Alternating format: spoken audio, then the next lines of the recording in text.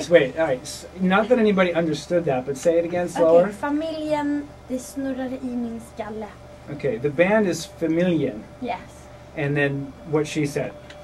Det is the name of i min skalle is the name of the song. Yeah. I have to say, like the Asian language, I think the Swedish and some of the languages from that part of the world really trip me up. Even French trips me up. I think French is one of those, like, how do people make those sounds? I don't know. Well, we don't need to know. We really don't. It's just mindless wandering of mine. It just sounds like that. So I also have to tell people, and I'm sure if Robyn fans are out there, that you treated us to like a really great stripped down set this past Wednesday at Spaceland. Yes. For the Enemy Night, and that was great. Yes, it was. It was a really good crowd. I was so happy to be there. I was geeking out there too. Yeah. Yeah. And people were screaming like just into, I don't know, the air. I don't know how you say it in English, but people were really like being spontaneous. Right.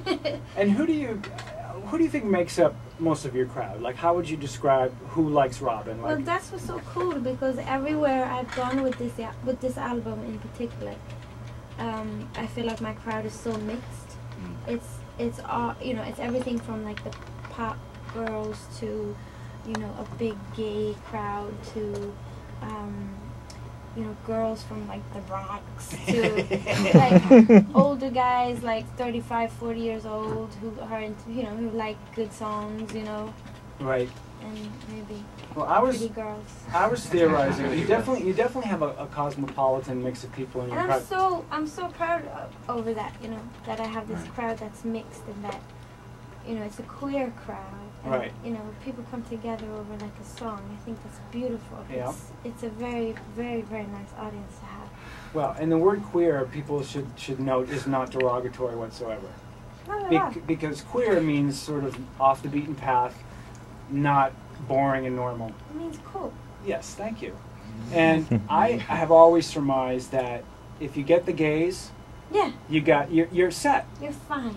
I mean, seriously, okay, who are we just talking about who's had this 25-year career? Yeah, exactly. Madonna's had the support of the queer audience all of her career. Lots of people have. I mean, I think she's of course very connected to that scene. But there's so many artists who are totally like surviving with that. That's right. Mm-hmm.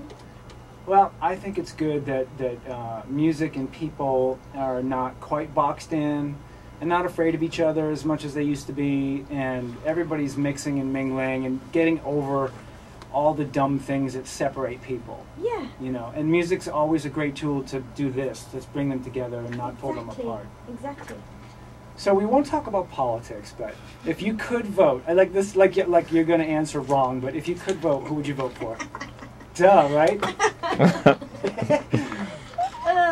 Of course I would vote for Obama, and I think, you know, I think if you know, I think we all feel in Europe that this election is very important to us as well. And sure. I think most people would like to vote, even though it's not our country. I bet. You must be like, you think we're pulling our hair out? I can imagine the rest of the world. Our votes, you know, because we feel like it's affecting us as well.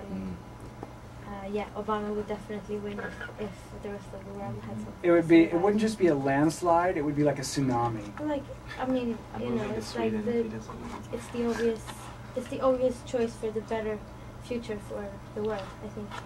I agree. Mm-hmm. We're gonna do a mega mix in Obama's honor. That's cool. In the next hour. Yeah, the other night I was working on the mixes for the show, and I thought, you know, I have to say or do something, just even my little corner of airtime that I have, like I just want to put it out there. And I found some amazing tracks that were just so positive. But you can dance to them, like great tracks. Mm-hmm. Like someone even took a Daft Punk track and turned it into, it's like a computer voice and says, O, B, A.